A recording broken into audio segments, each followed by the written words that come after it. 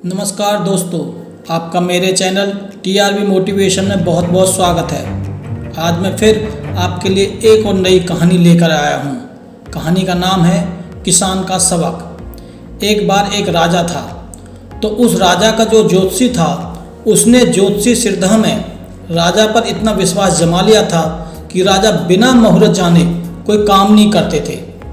और जब इस बात का पता उसके शत्रुओं को पता चला तो वो ऐसी घात लगाने लगे कि किसी भी तरह से उसके राज्य पर आक्रमण किया जाए। और इसके साथ साथ उसकी प्रजा और उसके मंत्री राजा के वो भी बड़े चिंतित होने लगे कि राजा इस ज्योतिषी की सिरदह में इतना फंस चुका है कि बिना मुहूर्त जाने कोई भी काम नहीं करता है। एक दिन क्या हुआ कि एक दिन राजा एक दूसरे देश के दौरे पर निकला और साथ में अपने राज ज्योतिषी को भी लेकर चल पड़ा। उसने देखा कि रास्ते में एक किसान आ रहा है जो हल बैल लेकर खेतों की तरफ जा रहा था। तो राज ज्योतिषी ने उससे रोककर कहा, मूर्ख, तू जानता नहीं कि तू जिस दिशा की तरफ जा रहा है उस दिशा में दिशाशूल है और तू उसी में चले जा रहा है। ऐसा करने से तुझे बहुत ज़्यादा हानि उठानी पड़ेगी।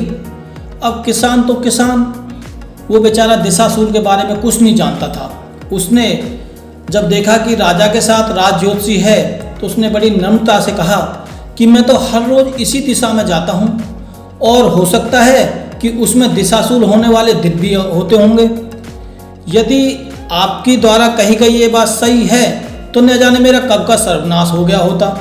अब इतनी बात सुनकर ज्योतिषी भी सिटपिटा गया और फिर अपनी झेप मिटाने के लिए कहने लगा, लगता है तेरी हस्तरेखा बहुत प्रबल है, तू जरा अपना हाथ तो दिखा।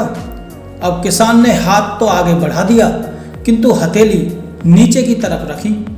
ज्योतिषी इस पर और भी अधिक चिढ़ गया और बोला, मूर्ख, इतना भी नहीं जानता कि हस्तरेखा दिखाने के लिए हथेली ऊपर की तरफ रखनी होती है।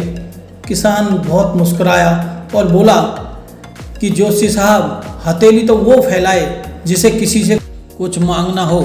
जिन हाथों की कमाई से गुजारा करता हूँ उन्हें क्यों किसी दूसरे के आगे फैलाऊं। मुहूर्त तो वो देखे जो कर्महीन और निठल्ला है। यहाँ तो 365 दिन ही पवित्र हैं।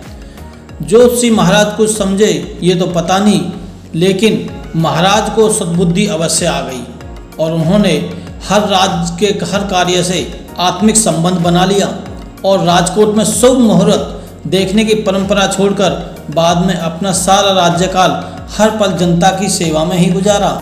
इसलिए मैं कहता हूँ कि दोस्तों, हाथ की इन लकीरों पर भरोसा मत करो, उस परमात्मा पर भरोसा करो जिसने ये लकीरें बनाई हैं। एक भी काम की नहीं निकली, हाथ भरा पड़ा है मेरा बेमतलब की लकीरों से।